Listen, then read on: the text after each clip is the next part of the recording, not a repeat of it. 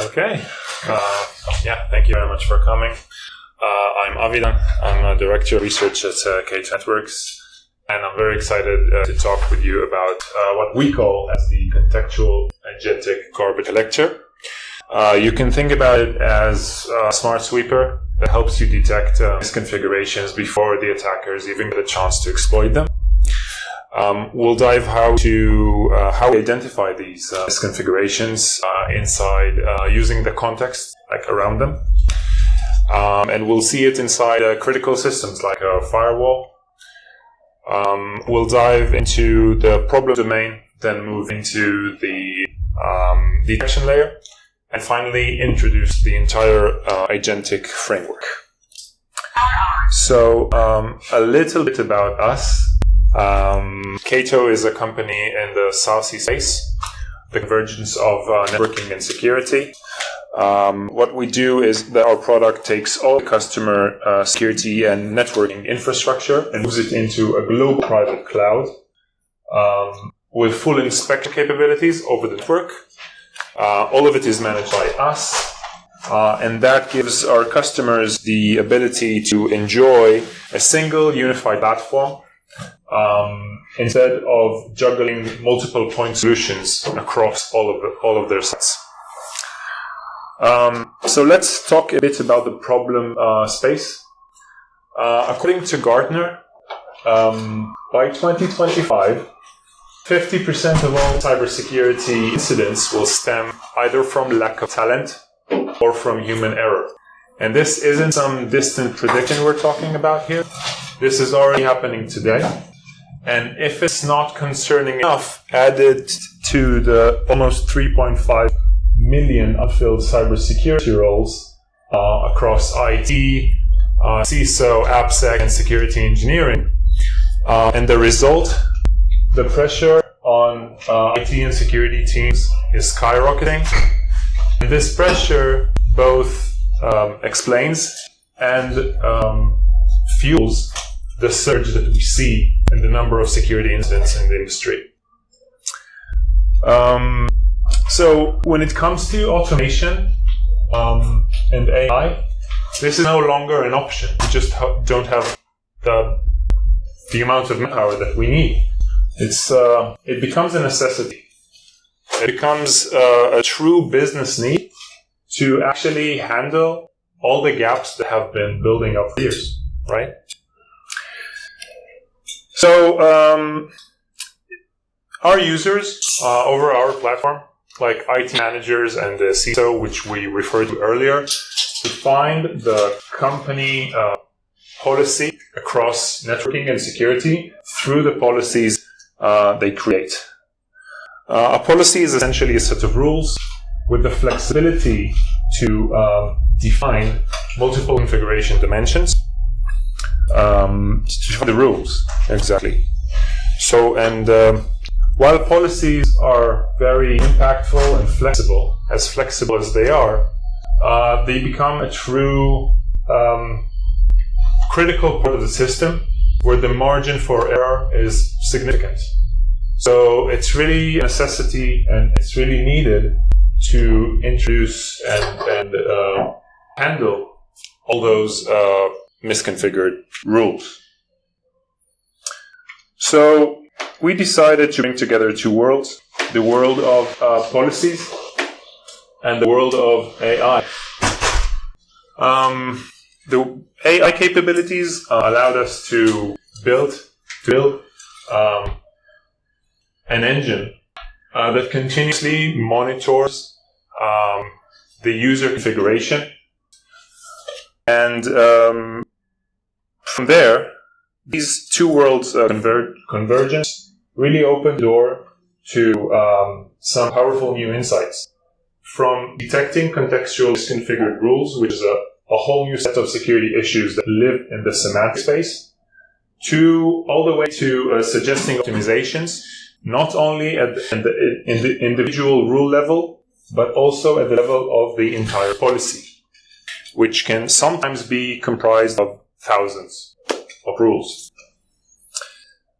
In this session, we'll be focusing on the first type of insight, detecting contextual misconfigured rules. So when we take a step back and take a look at the bigger picture, it's clear that security teams need help. That's why an AI-driven engine that proactively and continuously monitors the user configuration is needed to ultimately enhance the customer's security posture.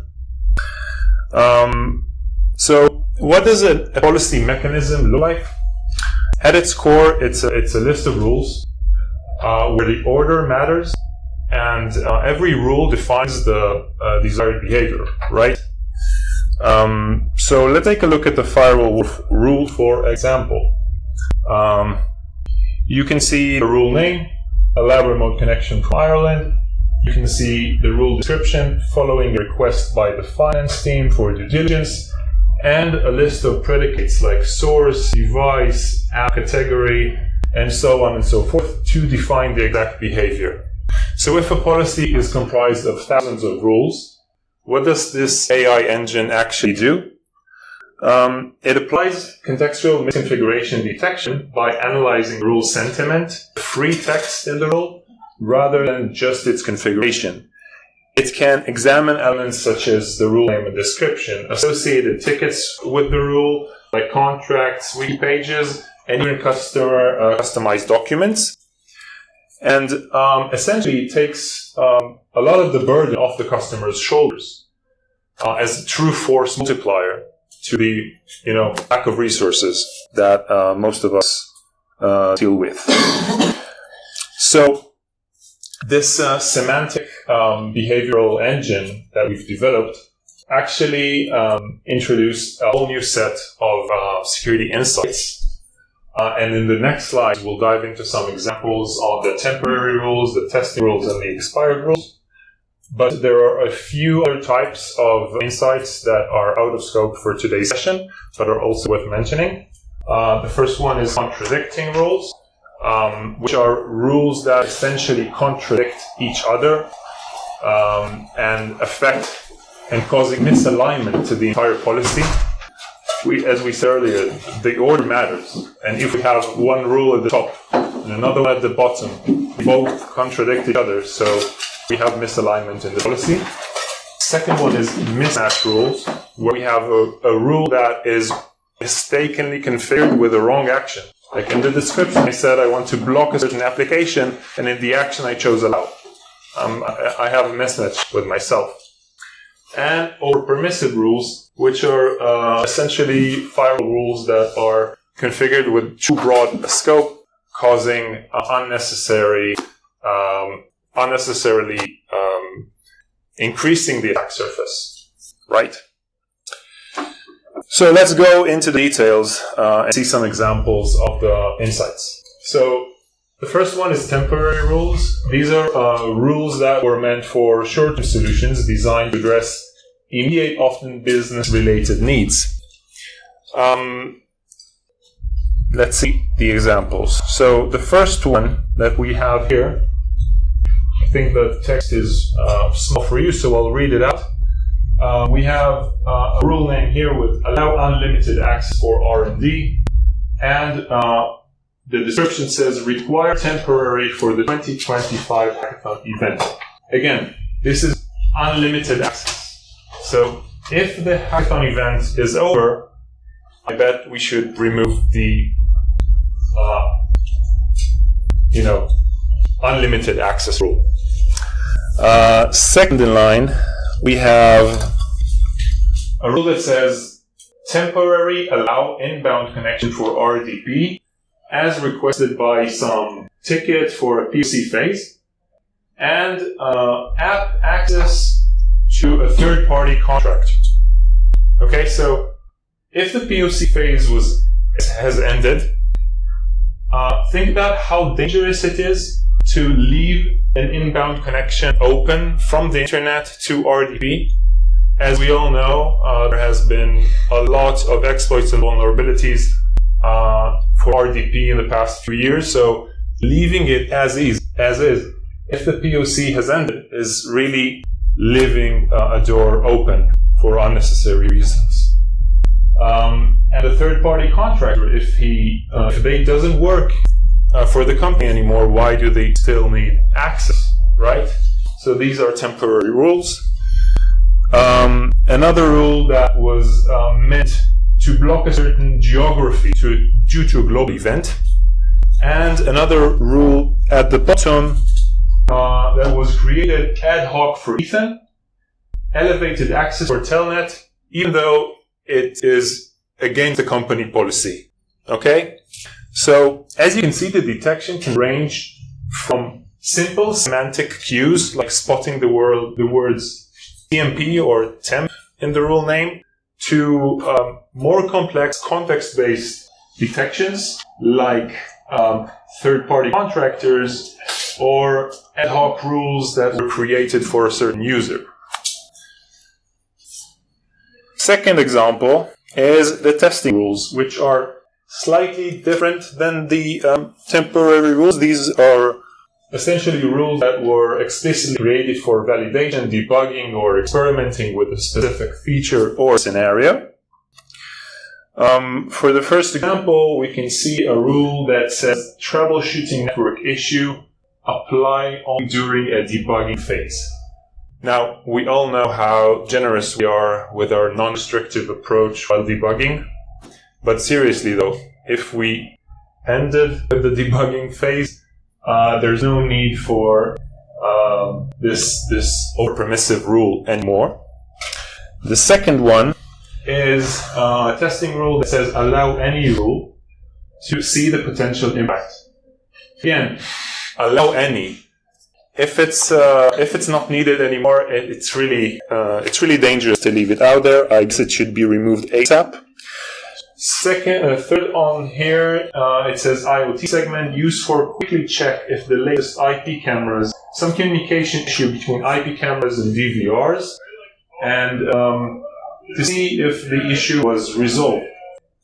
So here, this is a nice example because, as we said earlier, there's not a single word or cue, semantic cue here that we can create some regular expression to check. We really need to understand the context of this sentence to understand that this is a testing rule.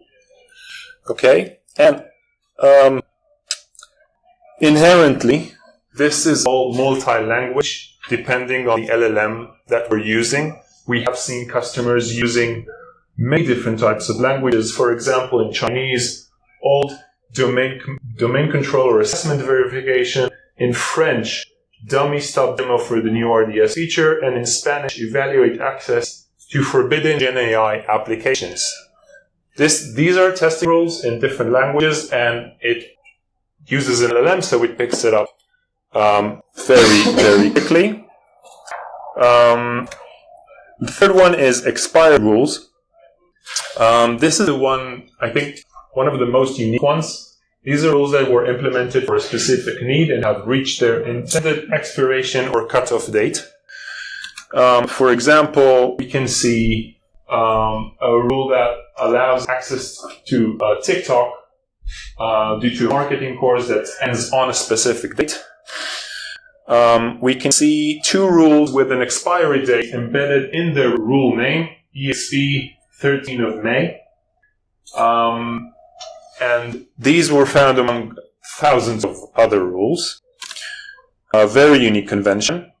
And these two down here, patching efforts must be completed until a certain date, and troubleshooting a printing issue also can be removed after a certain date. These dates have different formats, and on top of that, we can actually get more context if we're not confident enough about those detections by connecting using a tool to, let's say, the customer ticketing system to understand if the patching efforts were actually done or not. So that's if we have the right tool, essentially it's possible. So what do all of the AI insights have in common? They both create improvement in two distinct metrics. The first one is the detection quality. Again, we have seen rules here that were hard, if not impossible, to find within hundreds or thousands of rules within a policy with standard heuristic-based checks. And remember the stats we said earlier at the beginning. 50% of cybersecurity incidents occur due to this kind of issues, right? Misconfigured rules that leave the door open. And second one is the detection speed, the mean time to detect. I think that, let's say if we do spend resources and try to find these, they may be found during an audit once a year, or at best once a quarter, or worse, only after the breach. Right? So, up until now, we've gone into the very basic steps that we need to detect. And let's talk a bit about the building blocks in the agentic framework. Let's see the agent that we have under the scenes to make this all happen. So, when building a multi-agent architecture, you have different types of architectures that you choose from. You can choose the supervisor approach, the single agent with tools, many different types. We chose the supervisor approach. The supervisor is generally like an agent that's responsible for all the other agents, the interactions with all the other agents. It's like a traffic controller, basically. It decides which agent should be called next, and so on and so forth. It's also responsible for triggering the analysis process. It can be scheduled or by detecting a change in the customer configuration, right? It can perform account lookups, like understanding if the account is active or not, and which policies are enabled. We said earlier we cover a wide range of policies. And it's also responsible for the agent management, as we said, to assign a task to a specific agent, abort an agent task, or redo a task. And also ask for human-in-the-loop verdict if needed. And store or publish the insights into production for the customer to see and analyze. Next in line, we have the data retrieval agent, right? We need the policy itself. We need to process the rules. So this agent is, its goal is to retrieve all the available raw data for a given policy. It fetches the data with our public API. We use GraphQL. So it uses GraphQL to make GraphQL queries for the policy data itself. But if you have an API to any other system, you can use whatever you want. And it checks for available enrichments from third-party sources like ServiceNow or Zendesk, where all customer interactions are saved using a certain tool. And it uses an LLM to distill the most relevant points from long text, generate summaries, and perform some name and entity recognitions. Next in line, we have the temporary rules detection agent. Its goal is to detect temporary rules within a policy. Temporary rules, we've seen what they are. It gets its raw data policy from another agent and then uses Anthropic Claude 3.5 sonnets over Amazon Bedrock as its LM. And in terms of tools, we actually made it clear here, so you can see the LLM in use and the tools that the agent has. So this agent is capable to investigate further or confirm or disapprove low confidence insights by querying internal systems such as contract management systems, DocuSign, or ticketing systems like Jira. Next in line, we have the expired rules detection agent. This agent is responsible to detect expired or nearly expired rules. It receives the raw data from another agent and also uses Anthropic Claude 3.5 Sonnet over Amazon Bedrock. And one thing I have to say about LLMs and time comparisons LLMs, as much as it's hard to believe, there are some things that LLMs find it hard to do. For instance, counting. LLMs can't count. They can't do comparisons, and they can't do really time operations. So this is why we have equipped this agent with two tools. One is to apply certain time functions, like what is the current time, what is the time zone, and being able to do comparisons. And the second tool is actually an option to resolve holidays and events into specific dates. So within certain rules, we sometimes see that customers use words like Black Friday or the Super Bowl or Thanksgiving, or names that we need to resolve into dates. So with the right tool, we can actually put them on a timeline and understand if the date has passed or not. That's in terms of the expired rules detection agent. And moving on to the last one, the judge agent. This one decides which insights are considered relevant and have a high impact.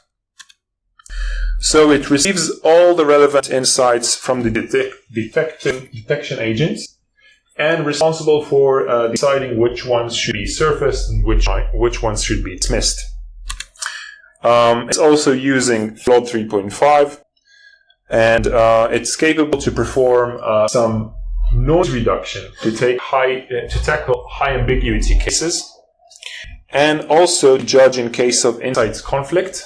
If we have insights from different detection agents that contradict each other, it can make a decision on that, and also to prioritize the insights themselves. Like this insight is more important than another, and so on. So let's connect them all together. The supervisor. Okay.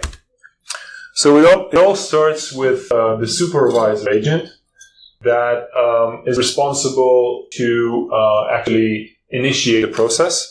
As we've said, it can be scheduled or it can be based on detecting a change in the configuration. And next, it initiates the data retrieval agent, which is responsible for fetching data, the raw policy data. It's gathering all the relevant information and returns the relevant information to the orchestrator.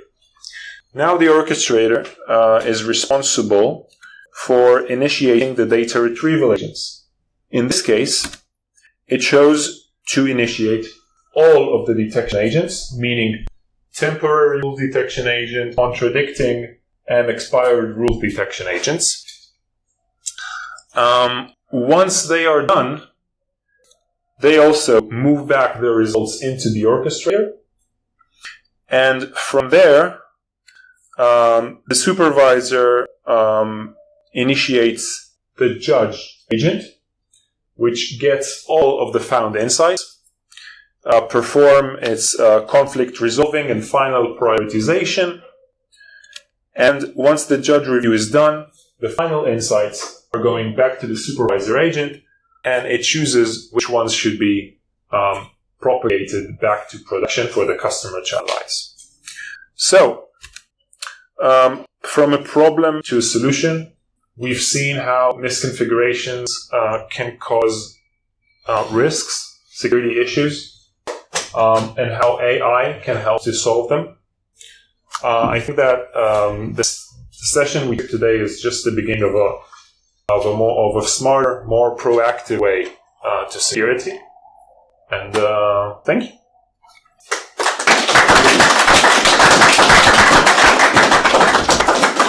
If there are any questions, I'll be happy to answer. And if not, yeah. The example when you had the temporary test and expired rules up, the impact on the test was all medium, and then the ones that were all high. Was just the example you gave, or was that a limitation somewhere? No, I think that it depends on the context. So the list you had was every single one of them was medium. Every single one of the next slide was high. So it's not necessarily going to be like that. So if it depends on context. So if, for instance, over the temporary rules, there is a very sensitive protocol in use, so it might get a higher impact. Right. So I've got a question about you said you could integrate the ticketing systems. Yeah. What sort of information would it look for in a ticket? So if it can really understand that, for instance, there was a rule there with a certain ticket ID inside. So if it would have picked up using a tool like an MCP connection to a ticketing system and would have picked up the exact ticket that was used against this rule, and this ticket was, for instance, done in its status, so it can understand that the rule itself is not needed because the effort was done. Thank you. Anything else? Okay. Thank you very much.